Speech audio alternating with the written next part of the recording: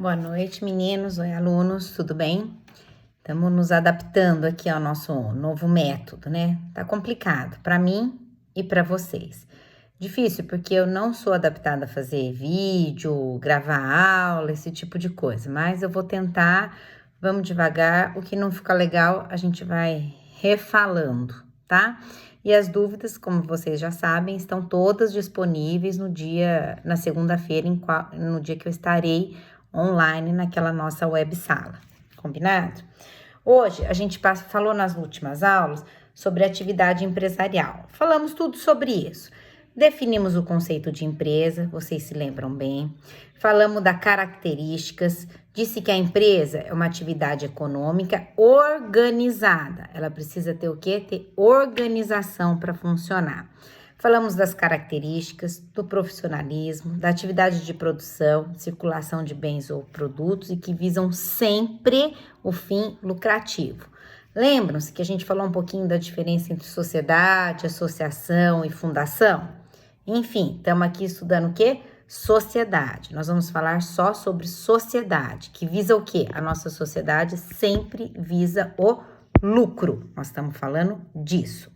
Falamos das atividades não empresariais e falamos das atividades empresariais. Dentre das atividades empresariais, lógico, nós temos as regulares e as irregulares.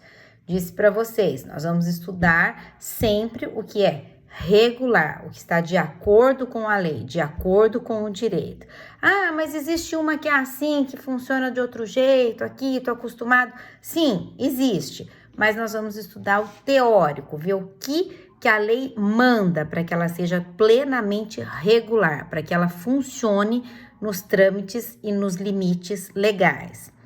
Vejam bem, a sociedade, quando ela é regular, ela tem benefícios e também tem deveres. Vejam, sempre que ela está em regularidade, ela possui benefícios. Entre eles, eu falei para vocês que um dos benefícios da sociedade regular é o quê? É o direito de falência, de possuir o direito do pedido de falência. Parece estranho, né? Nossa, pedir falência é um direito? Sim, é um direito, é um benefício que as empresas possuem. Mais para frente, nós vamos estudar falência e recuperação judicial, vai ficar mais claro para vocês o porquê que isso é um direito. Falamos também do estabelecimento comercial. Até surgiu uma dúvida, respondo agora e estarei online na web aula. Estabelecimento comercial, estabelecimento empresarial, fundo do comércio, são todos sinônimos, todos esses termos são sinônimos e possuem o mesmo conceito, que é o quê? É o complexo de bens corpóreos e incorpóreos, que são reunidos pelo empresário para quê? Para o desenvolvimento da atividade empresarial. Sejam esses bens corpóreos e incorpóreos, nos incorpóreos incluímos o quê? Lembram? O aviamento, que é importantíssimo. O aviamento é o quê? É a organização. Como que essa atividade empresarial é desenvolvida, como que aquele trabalho gera o lucro, é aquela atividade, é aquela organização, aquele momento em que você vende o quê? O seu aviamento, a organização, o seu fluxo empresarial, tá? Ele é um bem o quê? Incorpóreo, não tem como eu pegar, mas ele é o bem mais valioso do estabelecimento empresarial. Falamos da proteção do ponto comercial, falamos da propriedade industrial, lembram dos nomes que a gente fala de nome fantasia, o nome real, falamos de tudo isso nas últimas aulas. E finalmente falamos sobre o conceito e as características de uma sociedade empresarial. Dentre todas as características da sociedade empresarial, nós destacamos 10. Entre elas, o quê? Que se origina um contrato de 2 ou mais pessoas. Hoje em dia, esse conceito já não é mais válido. Por quê? Porque nós temos a Eireli, por exemplo, que pode ser o quê? Uma sociedade de uma pessoa só, tá? Falamos da dissolução, falamos que a personalidade jurídica da empresa, ela é diferente dos sócios. Mesmo a empresa, ela possui o CNPJ dela e os sócios possuem o CPF. São distintos. Pode sim se confundir? Sim, eventualmente. Falamos da desconsideração da personalidade jurídica, que é o quê?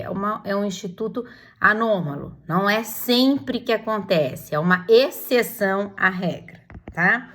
Falamos disso. Falamos também da titularidade negocial e processual, que é super importante a partir do momento em que você possui a sua empresa. Falamos da natureza e falamos da responsabilidade dos sócios, que cada tipo empresarial vai possuir um tipo de responsabilidade. Chegamos um tópico que a gente ainda não se encontrou para falar sobre eles, mas eu já mandei para vocês os textos, os arquivos, e eu vou tentar explicá-los por aqui. Tipos de sociedade empresarial. Acompanhem comigo que eu acho que vai ficar mais fácil para eu falando na ordem que vocês têm aí, fica mais fácil para que vocês anotem dúvidas e a gente discuta na segunda-feira. As sociedades empresariais diferenciam-se basicamente pela forma de responsabilidade dos seus sócios, respondendo ou não com seus bens particulares, pelas obrigações assumidas, pelo modo de formação do seu nome. A principal diferença entre a sociedade, seja ela limitada, seja ela sociedade em comandita simples, em nome coletivo, em conta de participação, a SA e a EIRELI, o que elas têm de principal, de primordial diferença é no que tange a responsabilidade dos sócios.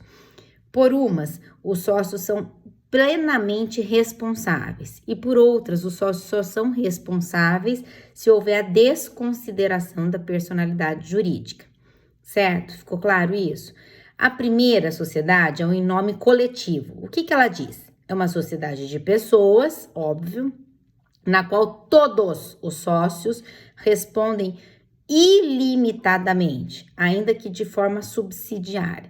Se eles respondem ilimitadamente, todos vão responder sem que se tenha limite, ou seja, ilimitado entre os bens da empresa e os bens pessoais. Os bens pessoais são atingidos ilimitadamente antes de qualquer decisão judicial, mesmo que se responda de forma subsidiária. O que é forma subsidiária? É forma auxiliar, conjunta, suplementar.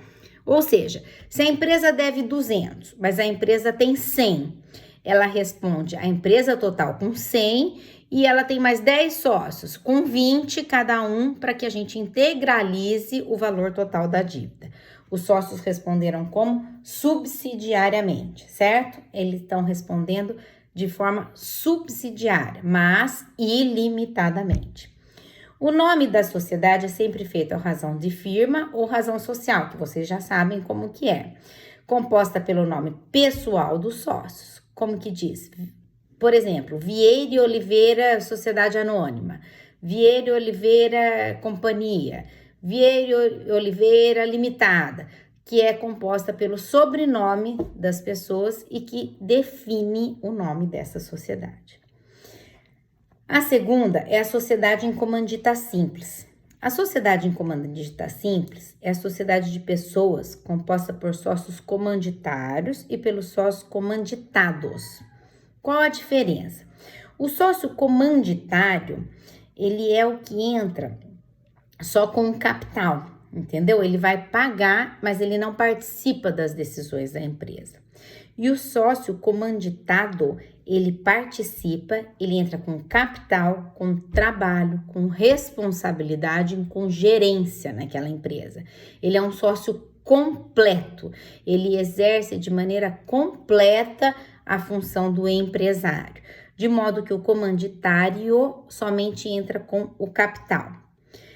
Já os sócios respondem apenas pelas integralizações das cotas adquiridas. O que acontece? O sócio comanditado, que é aquele sócio completo, ele responde, tal como no nome coletivo, ilimitadamente. Ele responde como? Sempre por tudo e mais pelo que faltar.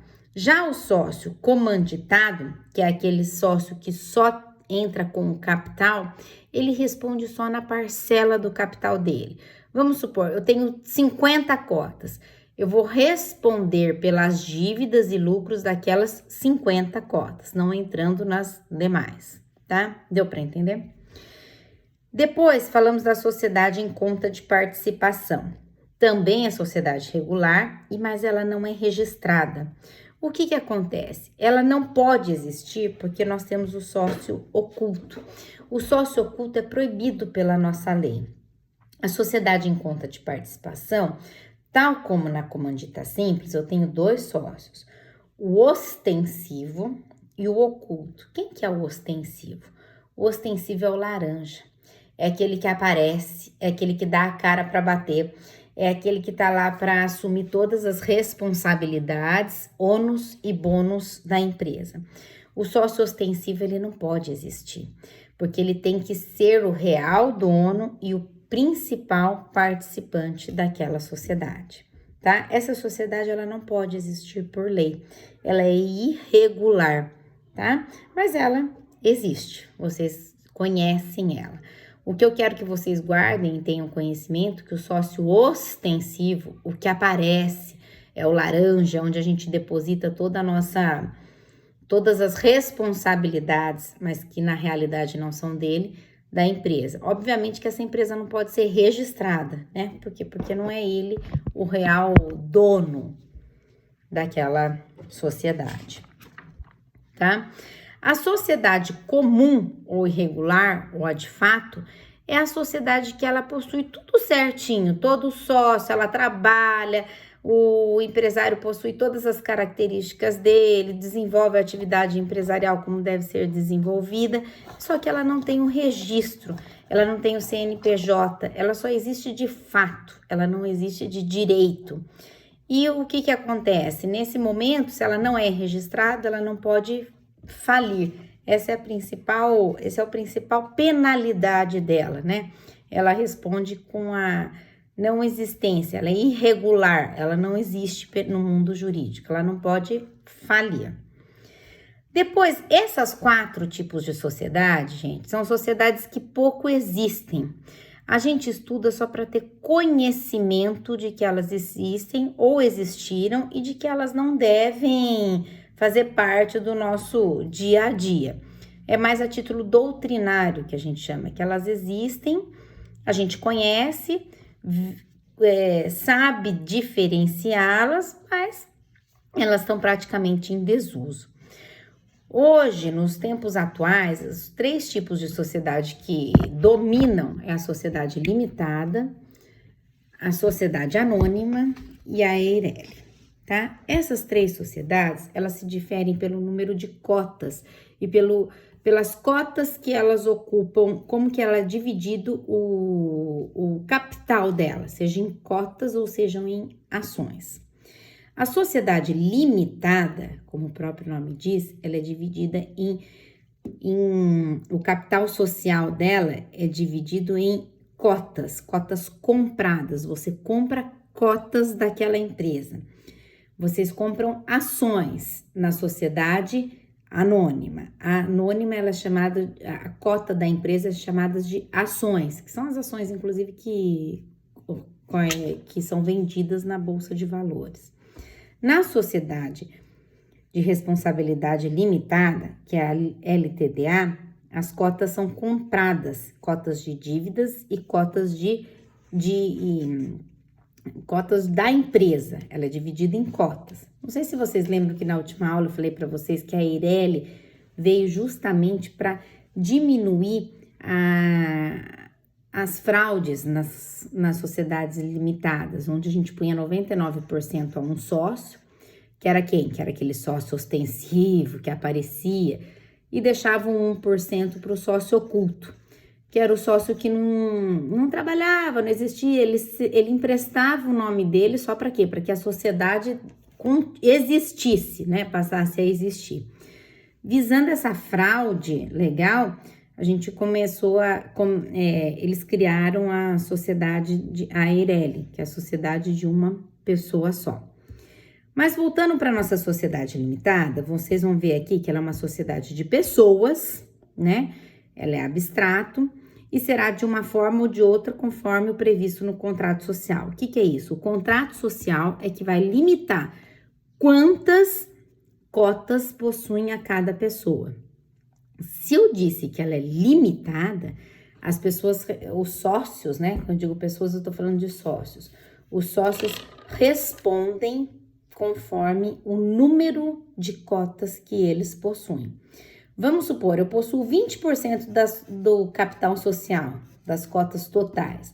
A minha responsabilidade sobre aquela empresa não será mais do que os 20% do qual eu possuo as minhas cotas. Serão sobre elas que eu integralizarei a minha única responsabilidade.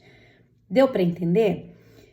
Eu só serei atingido nos meus bens particulares se for provado o quê? Uma fraude, alguma fraude ou algo que necessite a desconsideração da personalidade jurídica.